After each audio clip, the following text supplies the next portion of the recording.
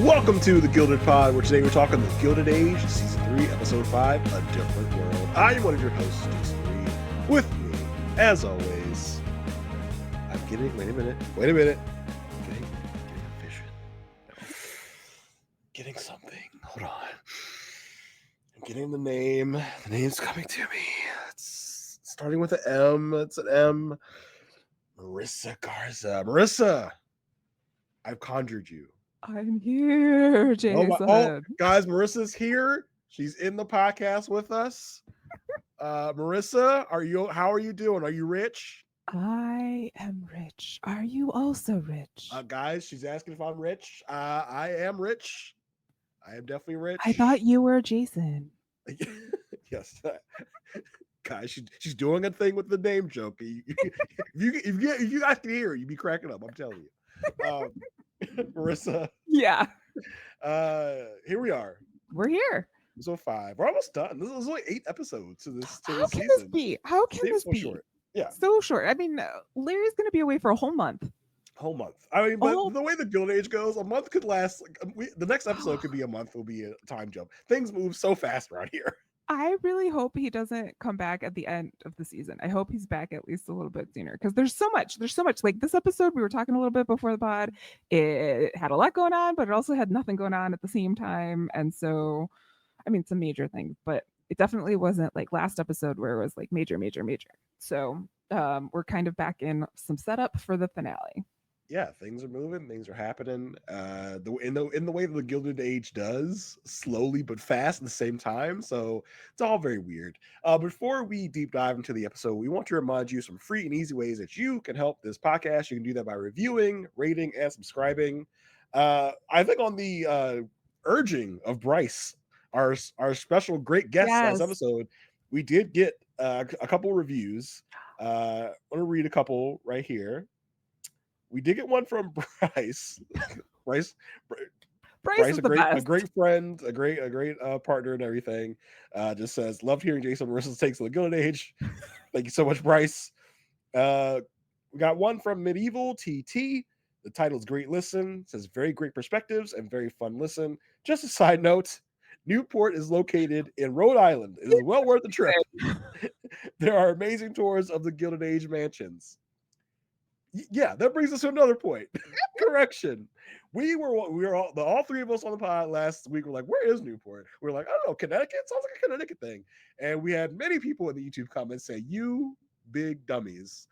Newport is in Rhode Island, not anywhere else. It's in Rhode Island. But the way these people go back and forth to Newport, you would think it was like right across the street because they just it's so fast to come up and down from Newport to New York City. And I don't mean to sound insensitive to the Northeast, but it's quite crowded over there. You know, there's like 800 different places next to each other, and that's great. That's how it's all been designed and everything. But out here in the Midwest, I'm used to a little bit more space. And I just drove 16 hours to go to Colorado, so I'm a little bit. You want to tell people why you went to Colorado, Marissa? It's very interesting to me. Why did I go to Colorado? I went to Colorado to be with my family, with my brother-in-law's sister. We went to go see Incubus. I didn't really listen to Incubus. Yeah, Incubus at Red Rocks, and it was fun. And then we went to, as you'll see on my shirt if you're watching, Casa Bonita, which you should Google and check out if you don't know the reference from South Park. But anywho. Yes. I just found it very interesting when you go see Incubus. I was like, I didn't even know Incubus was still like a working touring band. Yeah, it was fun. Oh my gosh. Just to wrap up the reviews, we did get another one from Lean Bean 95, just titled Gilded Pod. Love Jason and Marissa as a podcasting duo. I always enjoy their banter and listen to other podcasts they host separately and as a duo. The Gilded Age is a great show, so I'm excited for this pod. Thank you so much, Lean B95. I appreciate the love for both of us separately and as a duo. Great. I love that. Love that so much. Yes. Thank you so much. And also another big thanks to Bryce for coming on the pod. Definitely saw a big jump in viewership and listenership, and it will not be the last time he is on the pod this season, even though we were just talking, Jason, how short the season is, and we're almost to the end, and oh my gosh, there's a lot to do in a short amount of time. But I did want to also point out one other correction that I feel responsible for. So I forgot, you guys. Okay, let's think about let's just set this up. It's not like the Gilded Age came out year after year after year. Okay, Mhm. there were years in between seasons, right? Okay, I just forgot that Marian had her father die and wasn't married at the beginning. So she's not widowed. She just lost her dad, who was the brother of the Van Bryant. Like, I get it. Mhm. I got back into it. But at the time of recording, my brain was not connected in that way. So thank you all for pointing out to me and the Listen, team. you got me too, Marissa, because then I went right along with you. I was like, "Yep, husband died, she's a widow." And it's like, and then when someone mentioned on the YouTube comments, as people like to do, I was just like, "Oh, yeah," like it all came flooding back to me. Like, "Oh, that's Yeah. right. Marian has never actually been married." Like, Yeah. I was like, oh, yeah, that's right. That's totally yeah, right. So what were you thinking? yeah. Just to keep going on the how you can help us tip, we kind of got sidetracked as we like to do. Mm-hmm. So yeah, please review, rate, and subscribe wherever it is you can do those things. If you want to email us. You can email us at thegoodpodfeedback@gmail.com. As always, thank you so much for rating, reviewing, and subscribing. We also do have another way that you can help us out. We do have a buy me a coffee link. You can go to buymeacoffee.com/goodpod and contribute to the podcast monetarily if you would so please. We would really appreciate some dollars being thrown at us. I Much mean, like people might throw some dollars at at the Haymarket. You know what I mean? Like, or that one time George bought out the entire like craft fair thing, that event yeah, that they had, like came in uh-huh. and he just like bought it all out. I mean, if you are watching on YouTube, you'll notice that, Bertha has definitely been around. She has upped our interior decorating. So we Mhm. would love to have some support in that way if you so choose. Yes.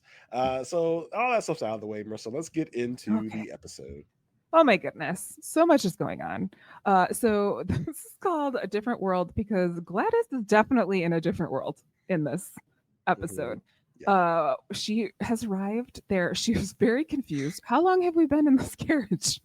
Oh, like so many days? No, we've been into it for just like an hour and a half, and this is all my land, basically. Yeah. Like she's got to get used to this.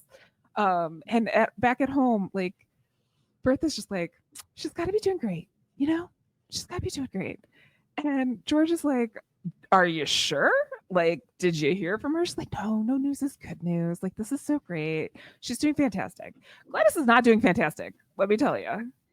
Not doing great. I think we got a preview of what she was in for when Lady Sarah was in New York for the wedding, and how snobbish and how uptight she was, and how not feeling Gladys she was, and maybe feeling her brother a little too much. We're just like, Too much. what's going on there? What's got some Game of Thrones stuff going on Yeah. here? I'm not sure. I mean, it is HBO. Yeah. Yeah, like, and it becomes even more evident in this tour that she gives Gladys. Like, she's giving. First of all, this place is so dark compared Yep. to the Russell's house that's so bright and light and is heavy, made out of marble and all this stuff. But like, there's light. This is a very dark place. This place is not great. Um, like Gladys has never seen a mousetrap before. I mean, listen, It's like, I'm sure there are mouse traps in the Russell sure, household. They're just subtle and they're hidden. This was like a big like medieval rat torture device that was like just out in the open. And Glass is like, what is that? It's like, it's a rat trap, dude. Have you never seen a rat trap? You never seen a rat before? It's like only Lady Sarah can make Gladys feel bad for not having rats in her house. Like only the way yeah. Lady Sarah can deliver it to make Gladys feel bad that she doesn't have rats at the Russell Manor. Well, and she's like, well, I know you knew many people like to build new houses, but we've been here since 1612. Okay. And like, Mm-hmm. we're going to keep it this way. Okay. So that was like exposure number one to the not so great. Then we had a dinner party later in the episode where Gladys is like, Adelheid, I'm so glad you're here. Like, it's so comforting to have someone from home. That's so nice. And she's like, oh my gosh, I never thought I'd be someone for a duchess. Oh, that's so great. But then that's like the end of the happiness of Gladys's Uh-huh. night, because she goes downstairs and Sarah's like, what are you wearing? Like, I can't believe that you put glittery stars in your hair when you could be wearing a tiara. If I could wear a tiara, you could wear a tiara. And Mm-hmm. she says this in front of everyone, Jason. It was so, so cringe. Yeah, she kind of shames her for her choice of headwear. It's just like, okay. And, Gladys messed up. She's like, well, my maid said it looked good. I thought it looked good. So I was like, why the heck not? And that was the wrong thing to say to Lady Sarah because of what happens after that. Yeah, I put in my notes, Lady Sarah is a jerk face. Like, she just is. And she's definitely, like, as they walk into the dinner, she's like taking Hector's arm. Like, she sees Gladys as a bank. She does not see Gladys as a person in the situation. She is definitely here to keep her spot in society and not let Gladys have any ground. Yeah, I think it's interesting the way that people value different things, right? Like Lady Sarah is valuing her standing in society as a royal, quote unquote, a royal or whatever they want to call them, because she doesn't care about Gladys having money. It's like, okay, money is money, but I am of a lineage. Okay, I have standing, and so because of that, I am better than you. Especially here on my home turf. Like Lady Sarah definitely is making it known, like this is my turf. You're on my house now.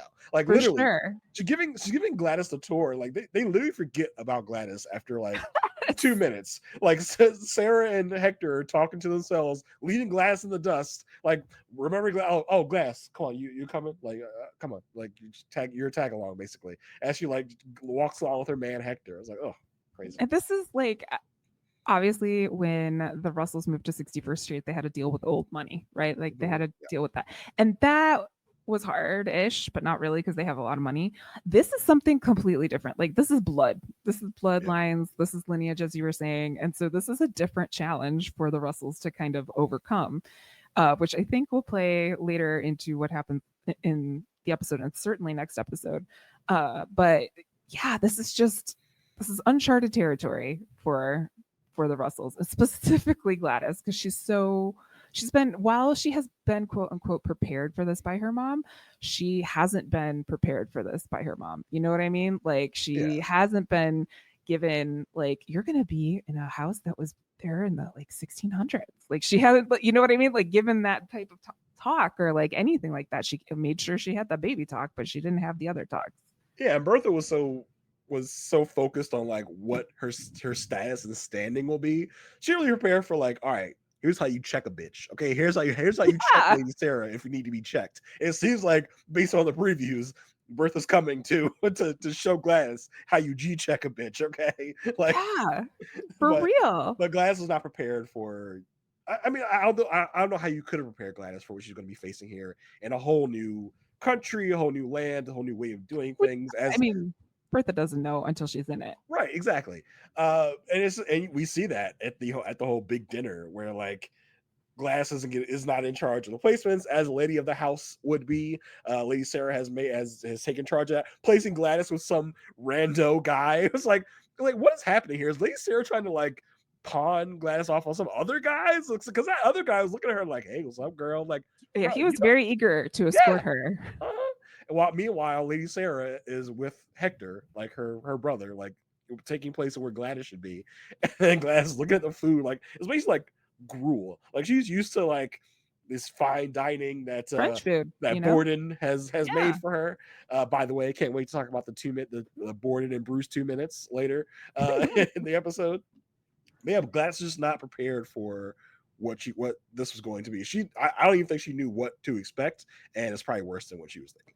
Well, and this is like classic Mean Girls, right? Like this is like, we're going to talk humor that you don't know. Yep. We're going to use words you don't know. We're going to do things you don't know. Hector, I think, did something to the placements before because he said, well, she is my wife. Like, well, we got to give her something.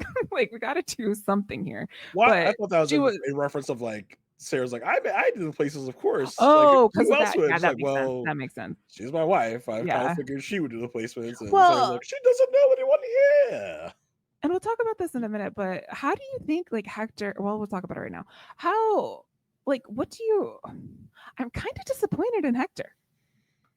I'm disappointed in Hector. Like and I say that it's hard because my dad's name is Hector. He minimally tries. He tries to stand up for Gladys like a little bit. He's like, hey, how about you? Like, Sarah's like, shut up. He's like, all right, cool. Like he tries for like a millisecond to be like, hey, like, Like, lay off a little bit. And Yeah, Sarah's like, don't but tell me what to do, bro. And he's like, okay. Oh, what did you want him to do, Sarah? Why did I call you Sarah? Because Lady Sarah. What do never. you want to do, Marissa? Because like obviously Lady Sarah has been in charge of Hector for quite a while, and I think Yeah, it's interesting to see the different dynamics and like people trying to stand up to their strong wives, in this case a sister. um George has tried to stand up for Gladys to Bertha. That didn't work out well. that's true. Hector is That's trying to stand up true. to Sarah for Gladys. It doesn't work out well. So I can't wait to see Gladys kind of get a footing of her own. But yeah, I think Hector tried like a little bit. He said something at least. He could have been like Billy and didn't say jack shit. He could have just been like, nope, not gonna say nothing. I'm just gonna say I'm gonna say something and don't say it. Hector at least Yeah, tried a little bit. he did like a little bit, and he tried when Sarah ends up firing Adelaide the night or the morning after, and she's so distraught. Gladys then at this point is like, okay, what would my mom do? I'm gonna march on down. I'm gonna tell Sarah something like, why can't I keep my maid? Why can't I do it? She's like, she can't do it. She's not ready for this or whatever. And Hector does ask afterwards, like, why couldn't she just keep her maid? Like, you're doing all this other stuff. Why can't you just let her have this? And you were the one that told me to go get a Yankee heiress. And she's like, well, I never thought you'd have to bring her home. Oh man, Sarah. I love Sarah as the kind of like villain of the season in a way. It's so funny. It's she's just like she's so cutting in her just dryness and her wit like that. I love that. And this is what gets Gladys to put pen to paper and write on home. She's just like, listen, mom and dad. It's like, hello, mother. Yeah. Hello, Hello, father. father. Here I am at Yeah. what is it? Camp something? Castle Sidmouth. Yeah, Castle's been like, Mom and Dad, it sucks here. The food is terrible. I can't do anything I want. The camp counselors, my husband and his sister don't let me do anything fun. So It is so dark. I cannot even see the paper I am writing on. Mom, there are rats here. Rats. Did you know about rats? Yeah, they're these things. They crawl on four little legs. They got tails. It's a whole mess. Mother, please come save me. Can I come home now? I wish they could. I wish they would have read a little bit of the letter. I would have liked to see what. Yeah, me too. Me too. Back at home, George's business. Not getting any better. Not getting any better. First starts off Clay is in his office, basically saying, "Look, I need more money to be able to do what you want me to do. There's no way that I can do this." And this is like classic CEO response. Like, it's just like George's like, okay, well, if you can't do it, are you finished? Clay goes, yeah. Like, yeah, I think you are. I think you are finished with me. You're not here to tell me no. You're here to tell me yes. And you're here to make the impossible possible. So bye. And I think this is not a good move.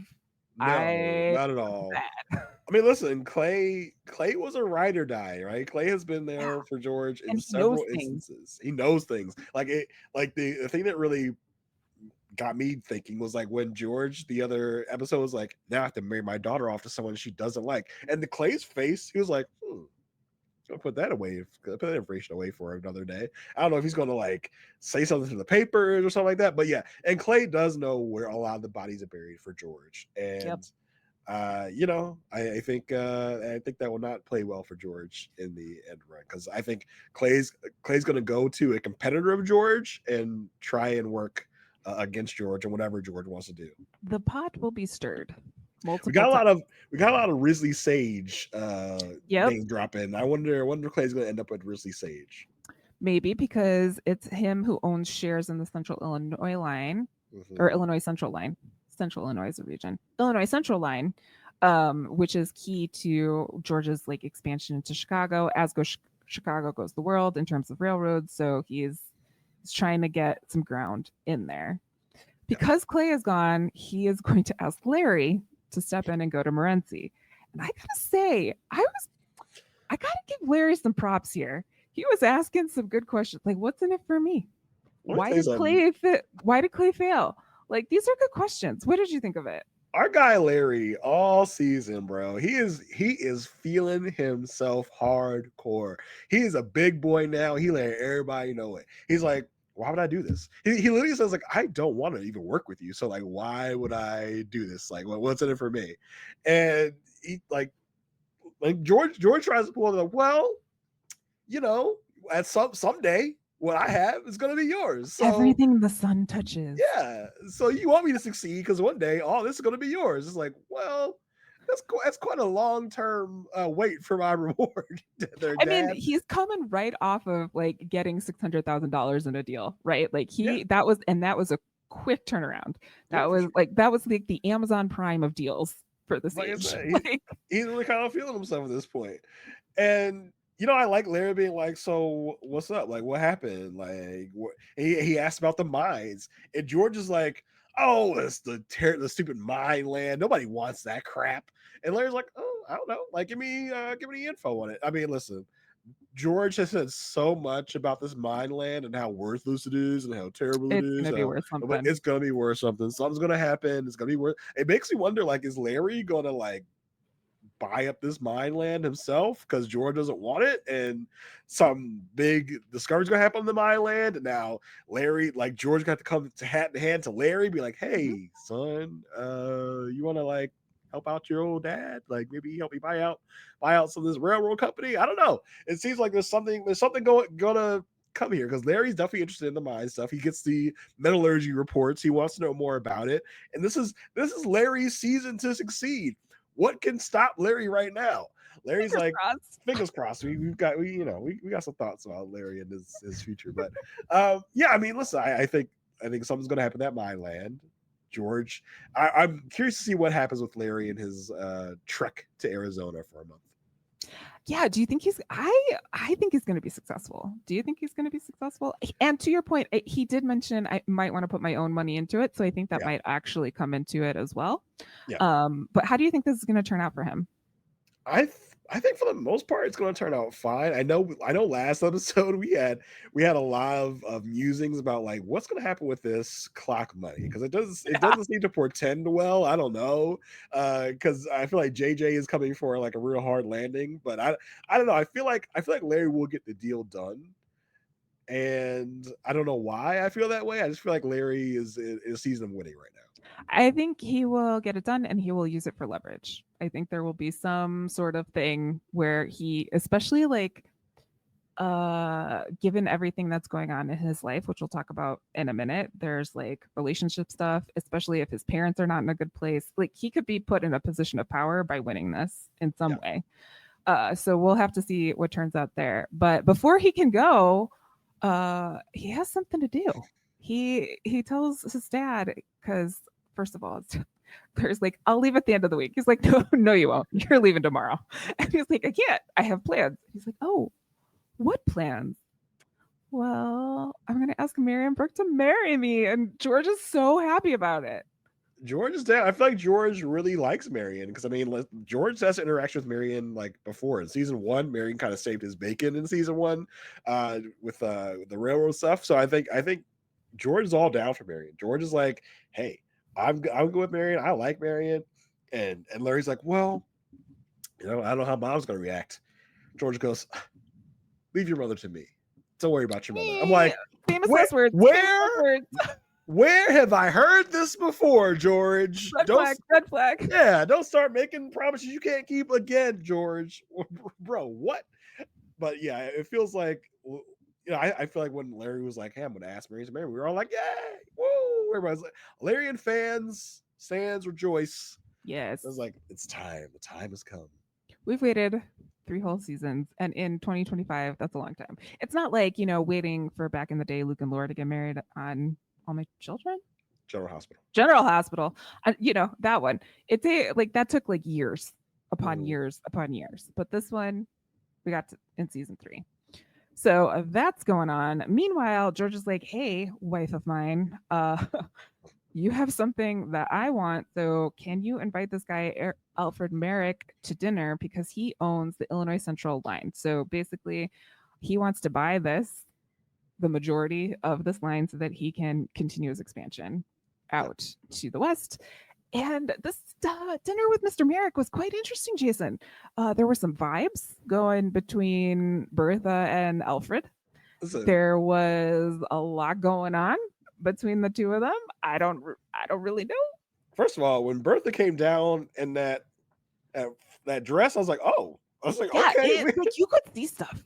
yeah, I was like, oh, this is quite scandalous for the 1800s. It's like, oh, Yeah. oh my, I got the vapors, and then of course the vibes were vibing between the two all night. When Merrick is like complimenting her so much, and George's like, hold up, what is happening? What's going on? They're just going back and forth. Like, oh, you did your thing with the opera girl. She's like, oh, she's like, why aren't you married? What's going on with you? Because you see like a mighty fine husband. He's like, oh my god, thank you so much, girl. It's like George's like, what is this? He was What's going like, on? you could see in his his body language and his expression and everything. And later, like there's a conversation. He was not a happy person about what happened at the dinner table. And he also wasn't happy with what happened in the billiard room afterwards. Because obviously all important decisions are made over port because we have to have port and then we have to have gentlemanly talk about the world because only men can make these decisions. So George is doing his best. Like he's like, listen, I know your family owns it, but like if you give me the majority, you can still be involved. It's all cool. It's not the way to go about it with Mr. Merrick here, because he is saying this has been part of my family for a very long time. It's very important to my grandmother. Chicago's very important. I don't know you. Like I know your wife, but I don't know you. And this was just George going in without doing his homework, without really kind of understanding, what's in it for Merrick to sell. Like he just went in there and was basically like, I want this. And Well, he didn't get it. George tried to pander to Alfred. He's He like, tried. "Oh no, I'll make sure that you and your nice grandma stay into the company. Well, not your grandma's probably dead. I'll make sure your family gets some say in it." He tries to appeal to Alfred in a way, and Alfred kind of sees right through this. Right? Alfred's like, you don't do this kind of stuff out of the kindness of your heart. What are you talking about? You don't care about me and my family. You're doing this to pander to me." I think if George had come to him with a little more earnestness and be like, "Listen, we can make some money together. We can do this damn thing. Let's do the thing." I think Alfred would have been a little more willing to listen, but it seemed like Alfred was just kind of my brother's taking care of it. I'm not really interested in selling at all. Yeah, like he didn't position, like he didn't make this interesting to Alfred. He just thought that Alfred would be like the go through to his brother. Like, hey, bro, I had this great dinner with George, and this is what he says he could do, and all this stuff. But like in this time of new money, just like he learned when Larry sat down with him, everyone's going to be asking the question, what's in it for me? Yeah. What do I get out of the deal? And he didn't set that up so well. So this is no good. Let's talk about the thing that happened before this dinner, though, because there was a lot that happened before this dinner. Of course, Larry and Marian are promenading in Central Park. They're doing little walkie walks, and George pulls her under a tree after telling her everything that happened with the clock. And she's like, well, what's it mean for you? He goes, I hope it means I'll be a married man. Oh my God. It happened. It happened under a tree. And I have to say, like, this time it was so nice to hear Marian say yes instead of if that's what you want. I guess. And but also I will note, like, he has declared his love multiple times. She has not said it yet. So, but she's very happy. He's got a great ring, like everything lined up. Very happy. And I love that she wasn't, because we've seen her be a little apprehensive this season with Larry and being so out with their relationship. So I was so happy that she was just like, yeah, of course, like let's do this. Like she was so excited, so happy. The proposal was great. The acceptance was great. They were both so happy. I was like, oh, this is what I'm talking about. This is what I like. I love this kind of stuff. And so for them to be this happy was great. I love the proposal and how it all went down. And they're so excited to go tell all their people. I was like, yeah, this is nice. This is cool. Because Marian's been a little like, should I go with this full force? I don't know. She's a little shy about it, but to have her so readily accept the proposal was great. Yeah, and like Larry listened to her, right? Like she was like, I don't want to do this before your sister gets married. Literally, the second she's off the boat, Larry's like, okay, I waited. But he listened and he waited. So they go over to tell Aunt Ada and Agnes, and this response we'll talk about more a little bit later, but like this response was great because Ada, of course, like, oh my God, I knew it. Like, I knew it. I knew it, Agnes. I don't know if you knew it, but I knew it. Like, this is so great. I'm so happy for you, all this stuff. And Agnes is like, yeah, it's so great. It's so lovely. How much money are you going to get? Like, basically, it's just like, what? And at the same time, Larry's like, yes, it's great. This on top of the clock news. What? Clock news? Say what? You say what now? Agnes's reaction to the proposal stuff was interesting because is this kind of what Agnes wanted all along? Okay, it was kind of, but like she says later in this thing, she's like, no one in this house can give me a direct answer. So I wonder if she's a very literal thinker and she didn't like think this through. She's not necessarily taking in the context clues, which I think will make it really hard for her to move forward in this new time where she doesn't have the money, she doesn't have all this stuff, because like she told Marian last episode, like, I can see what's going on, blah, blah. And although Marian didn't say, like, when asked, Marian was like, no, like, it's not a thing. She trusted Marian's no as opposed to looking at the facts of the entire situation. Yeah, she didn't think it was as far along as it really was. Yeah. And for now, all of a sudden, for you to tell me that you're getting married to this man, it was like, oh, like, okay, so I wasn't hip to what's going on. But Agnes, for the first couple seasons, was like, hey, maybe you should go hang out with some rich people, get some high society stuff, marry the right people. I don't know, maybe it's because it's the Russells that she's marrying old money. Yeah, she wants her to be with old money. Yeah, so I think that's part of it. So Agnes was like, oh, good, cool. Like, Agnes wanted this girl to marry her cousin. Okay. Yeah. Like, for real, she's all about Dashiell and keeping it quote unquote in the family. Yeah, not good. Not good. So then they're like, okay, cool. Gotta go across the street. Let's tell the Russells. George cannot wait to break out the champagne. He's like, listen, I'm here for it. Let's do this. Bertha has been nowhere to be found this entire morning. Entire time. She's been at a charity luncheon. She's been at a charity luncheon. So she walks in when Mr. Merrick arrives and learns that her son is engaged and he's off to Arizona. Yikes. And all of this stuff. And she's like, why don't I know this? And Larry's just like, well, it just kind of happened like today. And this is not good. This is no bueno. I could see the conversations that happened later in this episode already happening at this moment, because they have had multiple conversations, the Russells, about telling each other things and keeping each other in the loop. And George like steamrolled, like went forward, did all this stuff.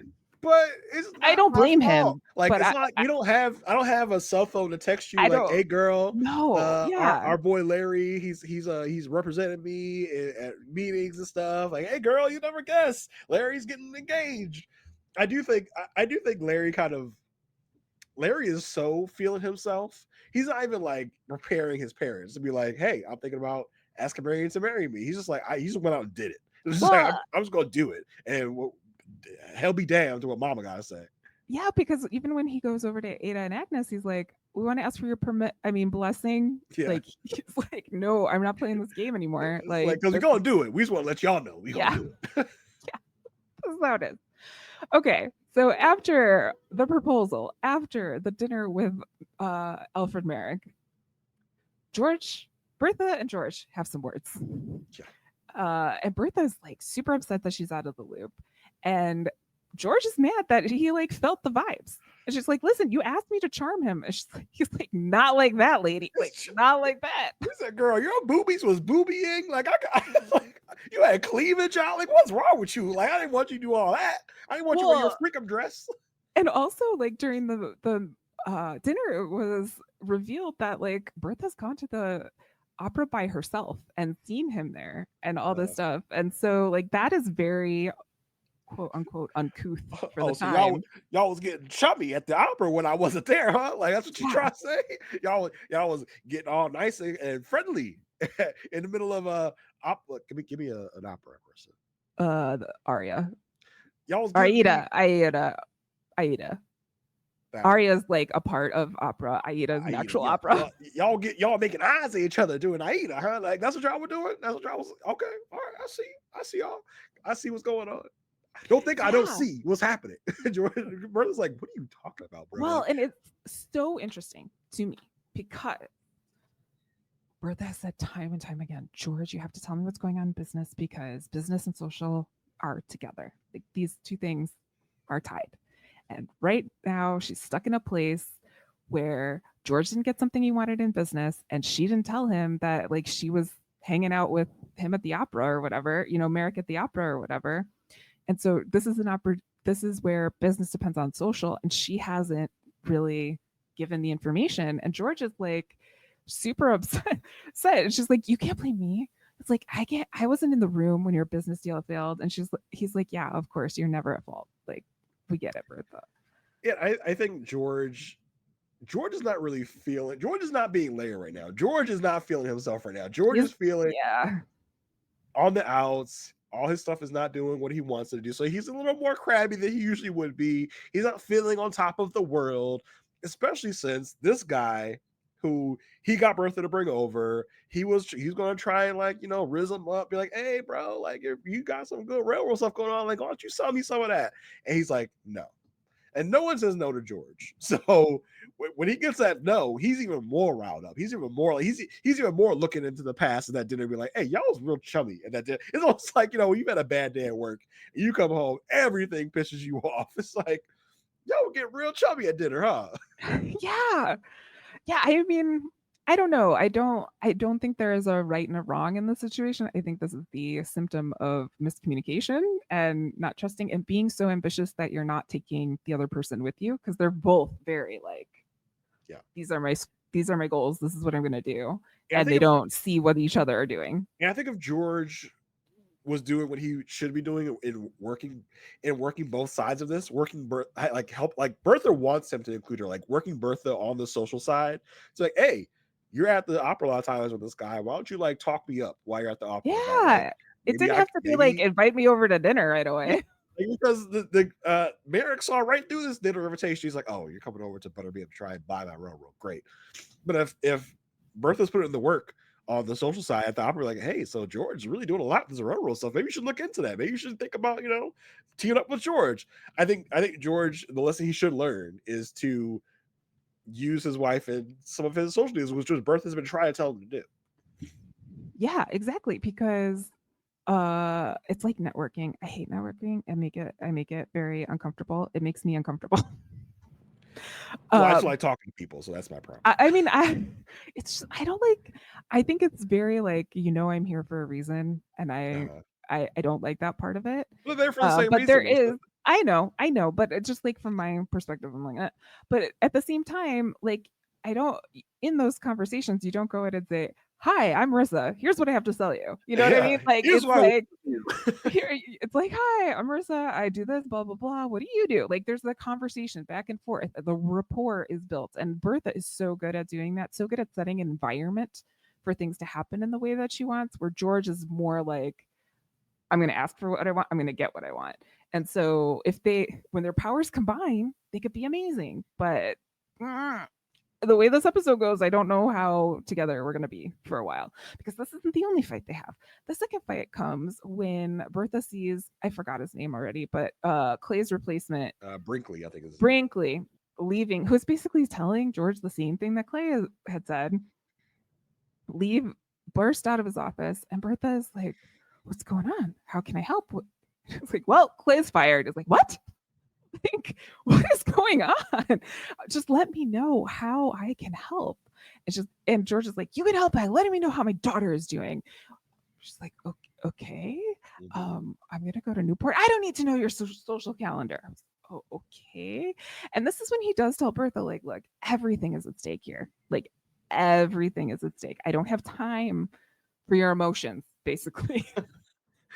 I'm talking your womanly emotions. Yeah, but the thing is, like, he's having emotions too.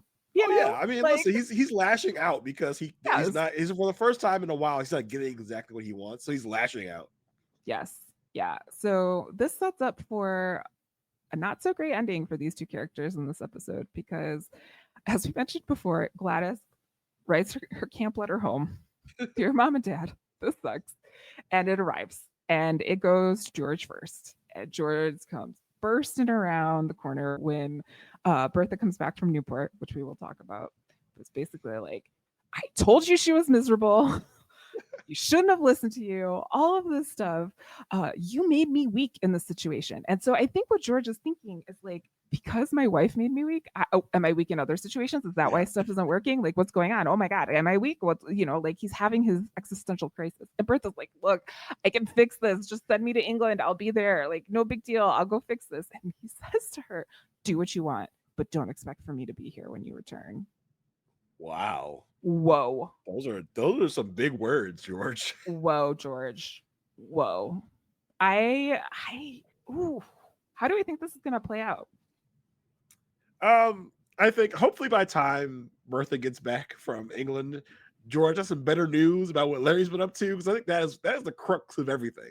If George is happier in business, I think he feels he's going to be happier in his personal life. Especially, I think Bertha's going to go to England, get Gladys straight. Get Gladys, all right.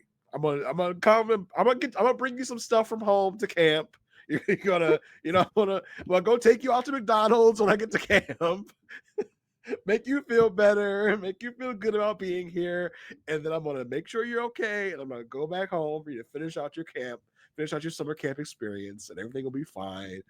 She'll get Gladys to write a letter to George, like, okay, everything's fine now. The camp counselors are so much nicer to me now that Mom has set them straight. I think that will probably be part of it, and I think when success happens for George is happier at home. So, yeah, I hope that's how it goes. I really hope we don't end up so. If you haven't done the behind the scenes research, which I don't really like to talk about for this family in particular, because I'm interested to see how it'll play out on the show. But if you know historical spoiler alert about the Vanderbilt in general, which is who this family is modeled after. Mom and Dad Vanderbilt end up divorced. Daughter goes to England, basically ends up divorced.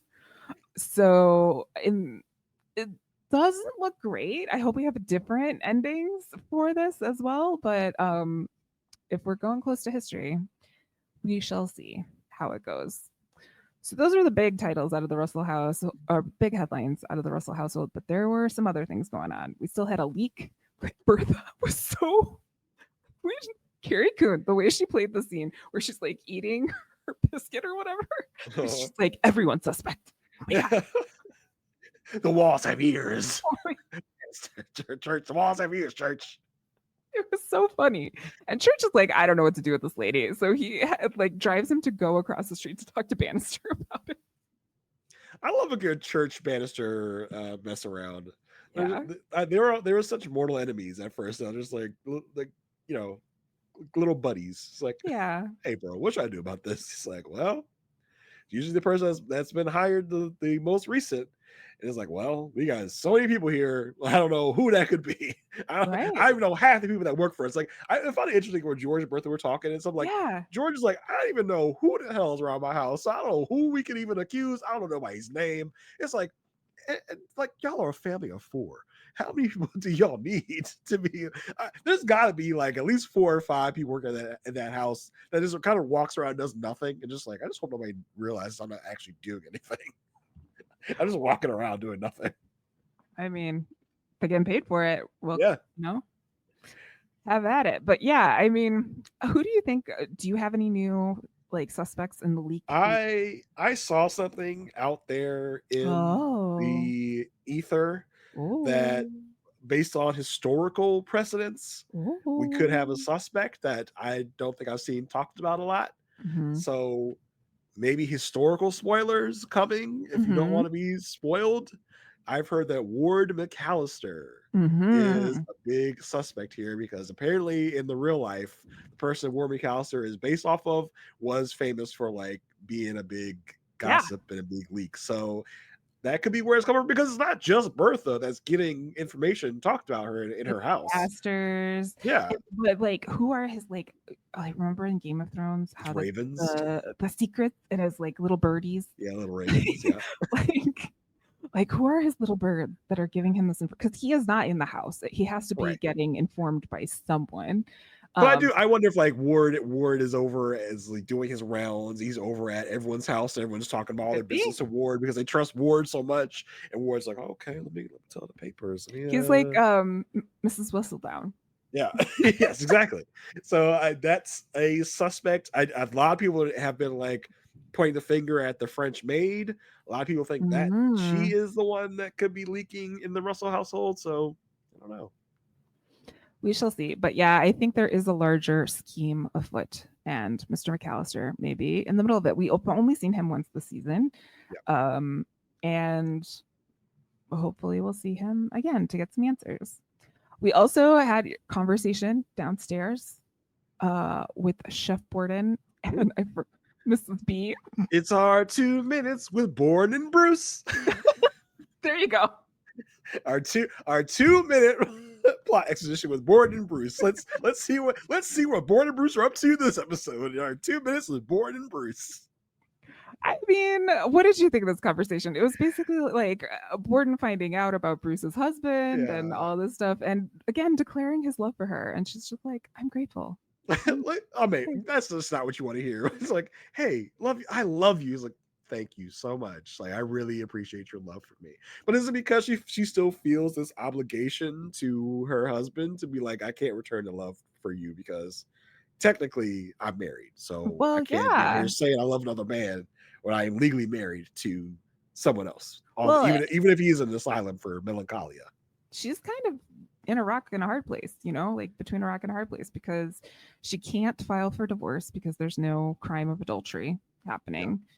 She hasn't seen this guy, from what I understand, in a long time, so she really doesn't know what is happening. She just has this memory of him and is keeping that close to her heart, when at the same time she's falling in love with this other guy.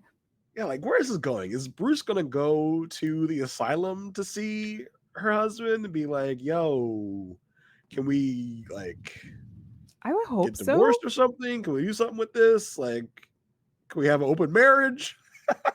Not a spoiler for Shrinking, but there's a very similar situation in Shrinking. But maybe they can come to an agreement where it's like, you go live your life, and you can do this. But also, I hope they go to the asylum so we can kind of see what that was like at this time. Asylum life is like. Yeah, it's not going to be great, but it would be interesting to see. Well, she just goes to the asylum. He's just like all cheery playing tennis. He's like, "Oh, hey, girl, what's up? I forgot about you. What's going on?" I don't know. I'm not sure what melancholia looks like in that age, and what if he's like despondent? What is he like? Yeah, or what if he's not even still there? Like, who knows? Yeah, exactly. That could be. What if he moved on with his life? Like, yeah, I don't know. We got 3 episodes left. It's only 6 minutes of screen time. I don't know how much we can do in 6 minutes, but I like the conversation because Borden's trying to get some more info. He's like, "So, like, now that I know about your husband, like, what's up with your husband? What was it like?" She's like, "Oh yeah, he's real cool. He's a nice guy." She tells him he couldn't have kids. That might be a reason for the melancholia. It's like, okay, like a great 2 minutes of Borden Bruce. You got get a little more background every episode. We inch into an actual plot, an actual storyline, please do. Hopefully we'll get there by the end of it. So yeah, there's a lot of stuff happening in the Russells. That was like a lot of our episodes so far, but Peggy had her own thing going on. Yeah. Basically, I'm just gonna sum it up. Dr. Kirkland still on it, still getting the vibes for Peggy, takes her to a baseball game, runs into Mr. Fortune. Ooh-wee. Mr. Fortune is like, "Hi, Peggy." Boy, we can't but listen, they're at a baseball game. We can't even have casual clothes at a baseball game. No. Everybody's in their Sunday rich. Best. Yes. Oh my gosh. Yes. It's because they're having they're watching a nice baseball game, and all of a sudden, lurking for around the corner, here goes Mr. Fortune. It's like, oh my God, there he is. There it is. I was waiting for this moment. Oh, and his kid. We see his kid like for the first time in the thing. So that happens, and he asks Peggy, like, have you given up journalism? Do you want to go interview Frances Ellen Watkins Harper, which was someone I think I brought up in the first episode when we were looking into suffrage, but this is definitely someone Peggy's character is modeled after. This woman was a poet, she was a speaker, she was a journalist, she did all this stuff. And she is like, I don't want to say like the founder of intersectionality, but she was giving speeches on intersectionality in 1866. And she was basically saying, I'm just going to read it because I think it's important. We are all bound up together in one great bundle of humanity, and society cannot trample on the weakest and feeblest members without receiving the curse in its soul. You tied that in the case of the Negro. You white women speak here of rights. I speak here of wrongs. I, a colored woman, have had in this country an education which has made me feel as if I were in the situation of Ishmael, my hand up against every man and every man's hand against me. While there still exists a brutal element of society in which tramples upon the feeble and treads on the weak, I tell you that if there are any class of people who need to be lifted out of their airy nothings and selfishness, it is the white women of America. Talk about, that was no white fragility, you know, like she called it. Let that sink in, folks. Let that sink in, okay? Yeah, and that was in 1866.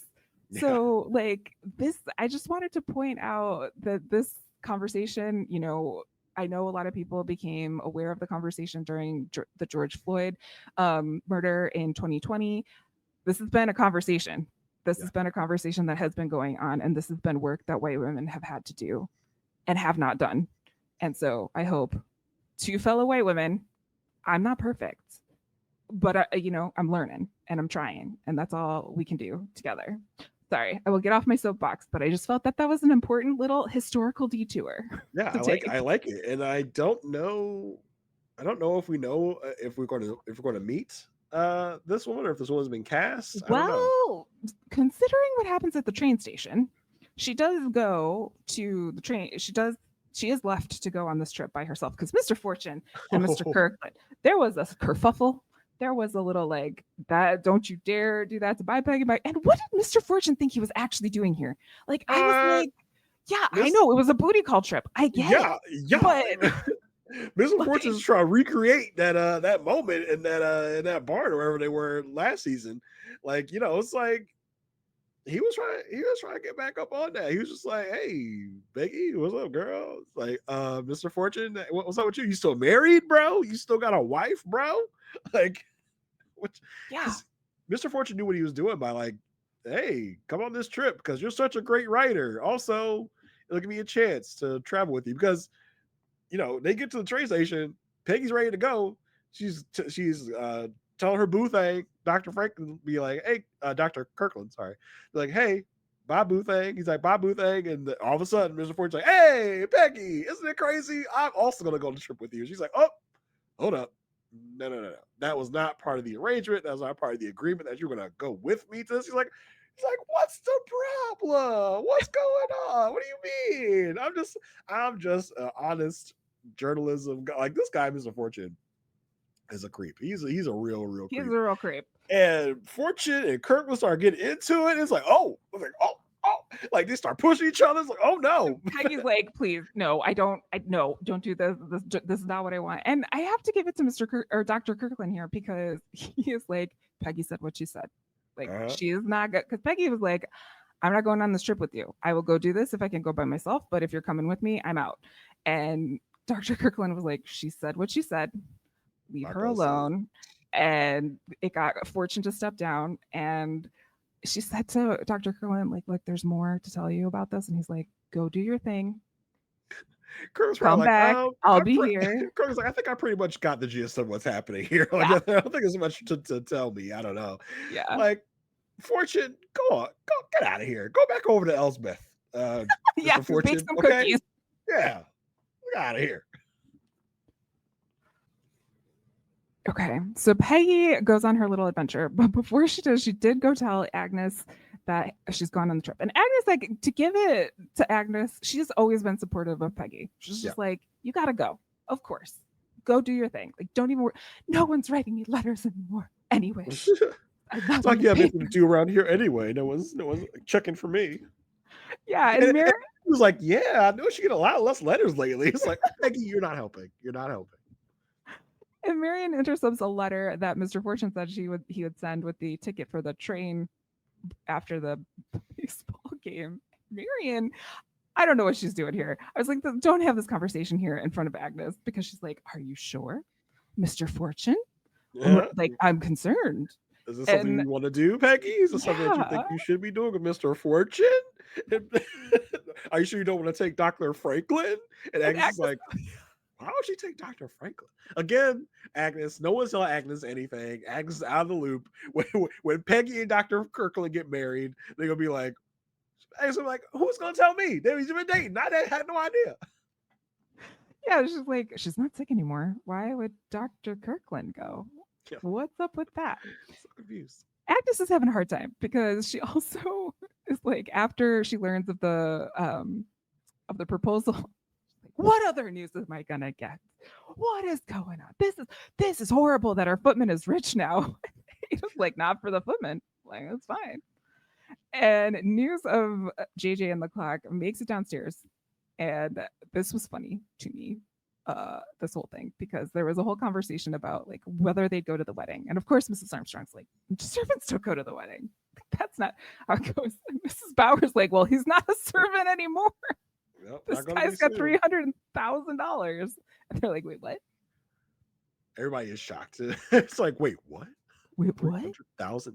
This man's rich beyond his wildest dreams. And that leads to a new nightlife for JJ, because he goes with Larry. Larry told Marian the day that they got engaged, she's like, look, I have to go to Delmonico's with my friends to celebrate the wedding of my friend. I said I'd do this a long time ago, and I got to go to Arizona tomorrow. So like, I'd invite you, but it's only men. Mm-hmm. And so I fully expected to see Larry at Delmonico's. Yeah. Which Larry we have never seen. We've just heard about a gazillion times. Larry said he's going to go to Delmonico's. And Larry's a nice guy. Larry's our hero. Yeah. So when Larry says he's going to go to Delmonico's, I expect Larry to be at Delmonico's. Okay? Much like Marian will be in upcoming episodes. This man said he's going to go one place. That's where he's expected to be. Okay? Yeah. Okay? He was not at Delmonico's. He was at a place called the Haymarket, which we have verified did exist and was kind of Moulin Rouge, as we could see, given what we've seen in this episode. And Jack is waiting at the bottom of the stairs. He's like, I won't go in there. He's like a little kid, like, I'm not going in there. Like, that's a scary place. I'm not trying to go in there. And Larry's like, come on, JJ, let's go. He's like, okay, if I have to.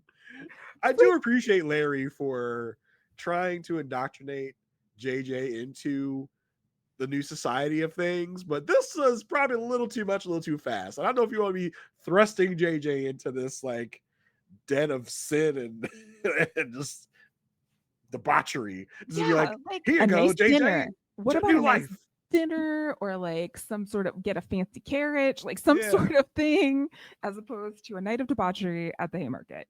And he's like, you can afford to have a more interesting life now. And she's just like, is that what this is? I don't know. I need to know what the money situation is. Does JJ have any money in hand right now? Because we've been positing, like, does Larry have this money right now? Are we still waiting for the check to be drawn out? Like, what does Larry actually have this money yet, or what's going on? Because I need JJ to have this money in hand before I can feel good about any of this. Yeah, it's not great. So newly engaged Larry is at the Haymarket with an underage man. Where we have a female fight club. Yeah. Just ladies boxing in the middle of the ring. He's like, you can have anything you want here. You can have women. You can have men if you want to, JJ. I was like, how progressive of you, Larry. I was like, oh, okay, if we're going to be here, at least we're here with that attitude. Yeah, this is quite a spot. I wish we could have got a little more of JJ interacting with the Haymarket life. I think it would have been a fun little thing to explore, but we didn't get much of it. No, he was definitely awkward turtle in that situation. He was like, oh. And Larry spots someone from the corner of his eye. And he's like, excuse me, I will be right back. I was like, don't leave him alone. Like, don't leave him. I was very, very concerned as to what was going to happen to JJ.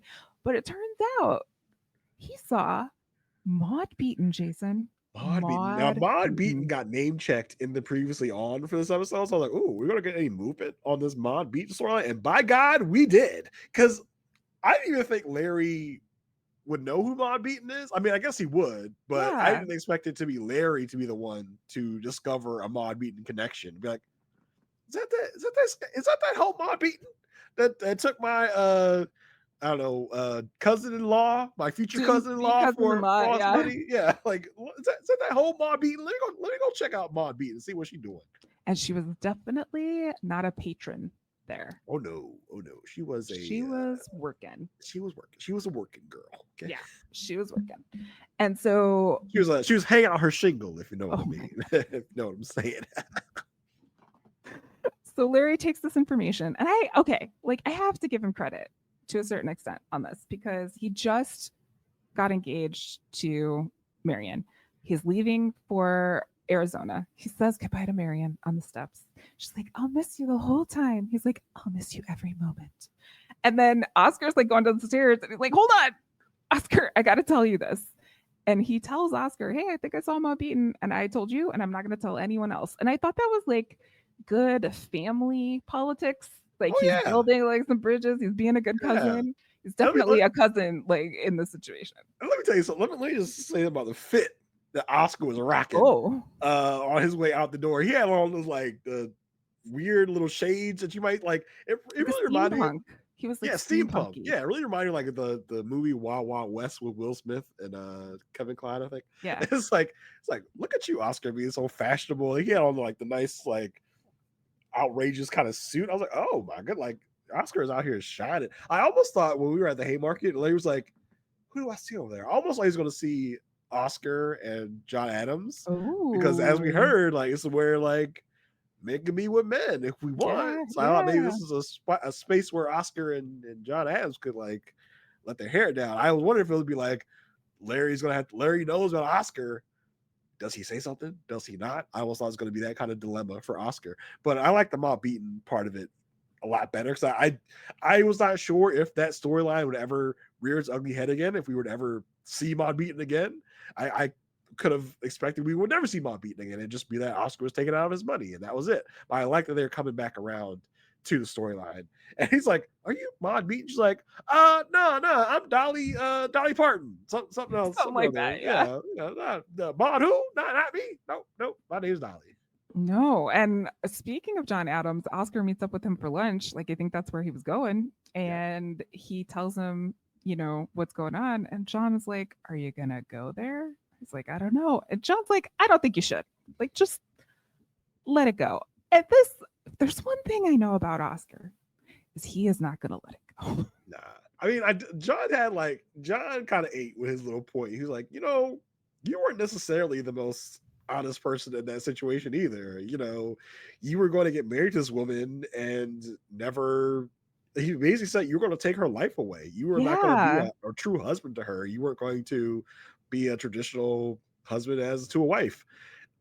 Correct me if I'm wrong. I'm trying to remember about the Oscar Maud Beaton stuff. Did they have kind of a agreement? I thought that's what like a little like No, they kissed. Like, remember, like he made the moves. Did he? I was trying to remember if they had like some sort of like understanding of like, if we get married, then you do your thing, I do my thing. I can't really he had an understanding with Mrs. Turner, but like in a like, you give me info, I'll give you info, when he was trying to get with Gladys. But with Maud Beaton, he definitely was like, he didn't engage in all of that, which is why he was like, I didn't even get anything out of this. Like, there was nothing in this for me. Yeah. So I saw. I'm sure if I am incorrect, I lean on our listeners and viewers to tell me. For sure. You Gilded Age fans. If I'm not remembering correctly, please tell me. You Gilded Age fans are quick to correct. So I'm sure you'll let us know. It's fine. We love it. But we love it. I saw a wild theory online. And that was like, what if Maud Beaton was paid by John Adams to set up Oscar to lose all his family fortunes and Oscar, so that John Adams could have like this thing with Oscar, or like someone trying to say that Maud Beaton was hired to do this to Oscar by someone. Okay, so then the money that John Adams is giving him is just Oscar's money back, and he's trying to use it in Could like some be. I sort don't of know. what's It's in a it for wild. John Adams? He's so pure. He's just so like. So we think. So we Oh think. boy. We also thought Charles Fane was a fine guy until this season came along. God, oh God. So I thought that was a wild theory, but I was like, that's interesting, because we're gonna get a confrontation between Oscar and Maud Beaton, as you see from the previews. I was like, where did the money go that Maud Beaton took from That Oscar? quickly Because too. yeah, Like, she's back here turning tricks at the Haymarket. something had to Was the happen. money not all meant for her? I don't know. Yeah, it'll be interesting. Ada is continuing on her search to reconnect with Mr. Forte and goes to visit the psychic. And I just have to say, this is one of my favorite scenes I think I've ever seen, because Andrew Martin, who plays the psychic lady, Mrs. Dashkova. Yeah. First of all, there's 2 people sitting at the table already. Like, Ada walks in, Mrs. Dashkova comes out. She's like, "Oh my gosh, you're here! I can't do." And the woman is wearing rabbit skin on her on the front of her shirt. Like, I was like, "Is that a rabbit foot?" yeah, it's a rabbit foot. I could not stop laughing, because this was the classic, like, of course he loved you, you weren't married for that, like all this stuff that people would know kind of thing. And then she asks Ada, who brought, you know, brought his watch. She was like, "Let me see the watch," and it goes right into. Well, she doesn't put it inside. She holds it to her heart. Yeah, but it could be like, I don't know. There's a lot going on in there. It's like, do you think she took it? It's like, and Luke is telling me that he wants me to keep this watch. Does that sound weird to you? I think he wants me to keep this. I think I'll take this because he wants me to have it. I thought this could have gone a multitude of ways, right? I thought it was going to be like a scam, and she's going to be like, if you want to know more, you have to pay $29.99 per month for me to know more about what Luke wants to tell you from beyond the grave. Or she would say something to Ada about Luke that is no way could be true, and Ada would see through this. Like, oh, Agnes was right. This is a scam. This is not for my best interest. But it went a very kind of nice route. Like, Ada got what she wanted, which was a quote unquote a message from Luke telling her that he's proud of her, he loves her, all this stuff. So I was like, okay, they went the nice heartfelt route with it. Well, and in that case, I'm like, was it money well spent? I think so. Oh yeah, I mean, listen, because Ada goes out of this with a whole brand new attitude. So this was well worth whatever money she paid Mama Dashkova to get this message from beyond the grave from Luke, whether it be real or not real. It's well worth the peace of mind that Ada gets out of this. Yeah, because she comes back home. She tells Agnes, "I think I'm going to wear more color. Like, I'm not going to go crazy, but I'm going to try wearing more color." And then Agnes calls Bannister up to ask about how much money she got from the clock. And she doesn't, like, Ada's not even like bothered by this. Like, she just kind of like laughs it off, which she's just in such good spirits that I think this is going to carry her for a while. If she keeps going back and finds out that it wasn't good, like wasn't real, I do fear for her state of mind then. But right now, I feel like if we just have this, I'm happy with it. Yeah, I mean, I do wonder if this is kind of like she got enough for her peace of mind to be like, Luke is okay where he is, and he's proud of me, he loves me, this and that. I don't know why she has a reason to keep going back, unless she just wants to keep talking to Luke through Mama Dashkova. So I don't know. It was like, speaking of, the second time we mentioned Elsbeth in this episode, but it reminds me of like the Elsbeth episode last season where the lady kept going to the psychic and kept getting bilked for more and more money. I was like, this is Mama Dashkova thing. Like, why are there 2 other people that, like, why are you doing a group seance? Like, is this an Uber pool? Like, what is going on? We're talking to multiple people at the same time. We need more power in order to reach our loved ones in the great beyond. I don't know. Yeah, you need energy, energy's good. But yeah, I hope this is like it. Although I am a huge Andrea Martin fan and will cheer for her all of the time, if I just don't want Ada to, like, she's got enough. She's got enough going on. Which brings us to our last storyline. Like I said, there was a lot going on in this episode, but also like not a lot at the same time. But Marian goes to visit Aurora in Newport because Mrs. Fish is having a party. Everyone's going to Newport. We got Marian in Newport. Aurora's been in Newport. Bertha goes up to Newport, but before they go to Mrs. Fish's, Marian stops by at Aurora's and says, "Look at my ring. This is so great." And Aurora's like, "Oh my gosh, you're like the only person that's been able to like cheer me up." And she is still, dealing with the fact that she's going to get, in she's going to be in the mix with Mrs. Astor because Mrs. Astor's got news going out about her daughter. And so a divorce is so much worse than what's going on with Charlotte Astor. So obviously we have to put all of the focus on Aurora. But we do hear that, at least she'll get the houses. She may not have a life, but at least she'll get the houses. So it's not looking great for Aurora. I wish there was more happiness, but I just don't see any for her at this time. I'm just waiting for something to happen here. Like I feel like Aurora is due for some good news, some happiness, like a way to maybe Charles Fay will die in some terrible accident and this whole divorce thing will go away. I don't know. It's like I'm ready for some I thought we were gonna get some kind of comeuppance for Charles Fay at some point. We got 3 episodes left the season to do it. Like, let's go. I'm ready. Yeah, I'd like to see something there as well. We do get a little bit of something for her, but it was not 100% altruistic. So, yeah. At Mrs. Fish's party, Mrs. Fish is like, "Oh my God, this is so awkward. Mrs. Astor's here. Aurora's here. What's going to go on? What do I do? What do I do?" Aurora walks in, sits down. She's like a repelling magnet. Everyone just leaves her. She just gets up and everyone goes. She's feeling very alone.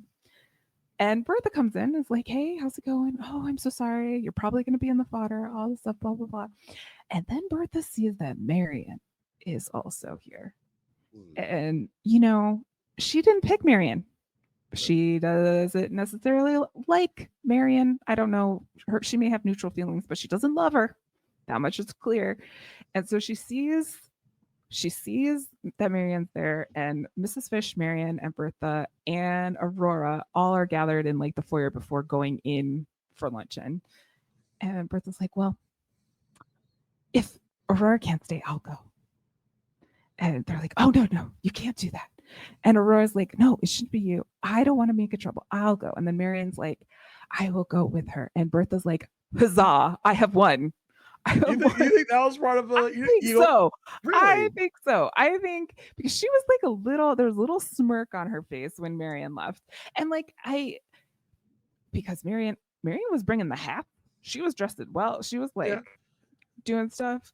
But I think there was a little No, I saw it as the kind gesture from Bertha. I would hope so. Yeah, I mean, because Bertha's like, I ain't gonna treat her as an outcast. Like, I'm fine with Aurora. Like, Aurora ain't nothing to me. Like, I like Aurora. Everyone else like Aurora. Bertha's like, is going out of her way to talk to Aurora to make Aurora feel welcome. Be like, "Listen, if you're not good enough for this party, then I'm not good enough for this party. We out together." And it's just like, "Oh no, don't do that. You can't do that because you are the main reason people are here, girl. So you can't go." And Aurora being like, "Oh, it's fine. You stay here." Then maybe the smile was Bertha approving of Marian. Maybe. If I was Aurora, I'd be like, "Yeah, Bertha, come on, let's go." They don't want me. They don't want you. Come on, girl. I would use this to my advantage. Right? But Aurora being Aurora is like, "Oh, I don't want to cause any trouble." Like, no, Aurora, this is what got you in trouble in the first place. Stand up for yourself. Stand up for this, okay? Yeah, and I mean, if anything, if women, it's so interesting because women are getting more and more power in the stories that we're seeing, but they're doing so individually. They're not coming together to harness power in high power situations. There's definitely power in charity. There's power in, homemaking, but there's not power in things like this where they could make a statement about society and change. They are in control of society. They could do it, but they just don't realize it because there's this thing. I don't know if you heard it, Jason. It's called the patriarchy. The what? Yeah, the patriarchy. Look it up. There's a lot. It's a lot, but basically it's jail for these women. It's jail. They can't really do anything, or at least feel like they can do anything. But I really do kind of wish that Bertha would have left and made a statement here. But yeah, Marian went instead. I'm waiting for Aurora to stay on business. Like, I need Aurora to really kind of make herself known and be like, listen, I don't give a F She's about none of very y'all like poor ladies. me right now, which I Yeah. understand, but at the same time, yeah, you're right. She needs to dig her heels in and stick up for herself. But she does have an ally in Mrs. Fish, because this conversation that Mrs. Fish has with Mrs. Astor at the end of the party is so great. Because first of all, Mrs. Fish was like, I don't know what to do with the situation. Like, this is so awkward, all of this stuff. But before Mrs. Astor leaves, she's like, look, if you want your daughter, Charlotte, whose husband challenged her lover to a duel, if you want her to be in society, you're gonna have to make room for Aurora Fane. There is no way that you can do that without being a hypocrite. And Mrs. Astor's like, wait, what? I don't think you're right. I'm still Mrs. Astor. I'm still in charge. I'm still all of these things. But I think more and more people are coming, like, seeing what's happening here. And I don't know if Mrs. Astor's power is going to stay very long. And the fact that Mrs. Fish had this conversation is telling to me in that way, because she wouldn't have said that like 2 seasons ago. Would be like, oh my God, Lena, oh, the queen is here, but right now she's like, you have a choice to make and I don't envy you. Yeah, we've met Charlotte, Mrs. Astor's daughter. I don't think she's going to wilt like a Gladys would. I think if Charlotte wants to get divorced, she's going to get divorced, and then Mrs. Astor is going to have quite a conundrum on her hands. Like Mrs. Fish said, like you can't shun Aurora out of society for being divorced, and then not do the same thing about your daughter, which is going to be the same way if she gets divorced. So you gotta make your choices there, Lena Astor. Lena Astor, her steak ass. Get out of here, Mrs. Astor. She's really pushing the pedal on this Aurora thing to just take attention away from her own family drama. So she's really pushing Aurora out there in front of the society trade. Like, look, she has a scarlet letter. She's getting divorced. Everyone look at her. Look at this lady, not me. Look at her. It's almost, I don't want to say it's exactly the same, but it's almost like, good news, everyone. I've talked to Coca-Cola and we're going to use real sugar in Coca-Cola, even though there's tariffs on sugar and this doesn't make any sense. But look at this thing that I did. But don't look over here where there's these files that might come out. I wonder what you're talking about, Marissa. Yeah, I don't know. It was just what came to mind. It might be like something to just like think about. Totally made up situation. Yeah, I mean, who does that? Who would do that? No one would do that. Or try and get a football team with a very offensive name to go back to that offensive name. Who would be that evil? As a distraction? No, that's unheard of. I mean, Lena wouldn't even do that. Lena wouldn't even do that. No one could be that evil for real life, right? It's only in cartoons and alternate TV shows. Yeah, for sure. Exactly. Anyway. So yeah, we had a lot going on. We've got Larian is happening. We got Larry off to Arizona. There's disturbances in the Russell household. Ada is super happy, but Agnes is hung up on money. Yeah, of course. Peggy is, making her. I like Peggy, even though she's had a lot going on. She's had like the least amount of drama. She has her like head on her shoulders, and she's just been able. There's been drama around her. She's about to have 2 men fight over her. She's about to, like, but she's like, she's moving into a place, but she's just like, she's very sure of who she is. She, knows. I like talking about Peggy because it's like she's gonna make it through. She's gonna make it out of it. I don't have to worry about her. She's gonna go forward for sure. But we're setting it up. We're looking towards the last 3 episodes. Yeah, we're getting there. Marissa, do you want to tell the good folks out there where they can find you and all the things you're up to? Well, besides here, Jason, and besides on the Good Pod, where I'm also talking to you about The Good Wife and Elsbeth when it comes back, which is apparently in October. Yep. You can find me over on Whirlwind Podcast talking about Pretty Little Liars, but only by watching one previously on at a time. So that's fun. We did finish season 4, so we are at a point where now I can go watch all of season 4 and see if I was right about anything. Chances are very low that I am. Otherwise, you can go to itsmemarissag.com and see links to all of my other places and things Jason, what's going on in your world? Where can people find you? Yeah, you can find me here, of course, and you can also find me over on the Perfect Match podcast on our Patreon. We are currently covering old seasons of Married at First Sight, so go check us out there at patreon.com/a Perfect Match podcast. Go have fun with me and my co-host Asia Welch over there. Let's talk about Married at First Sight. That is pretty much it for me. That's it for Marissa. Until next time, get rich, stay rich.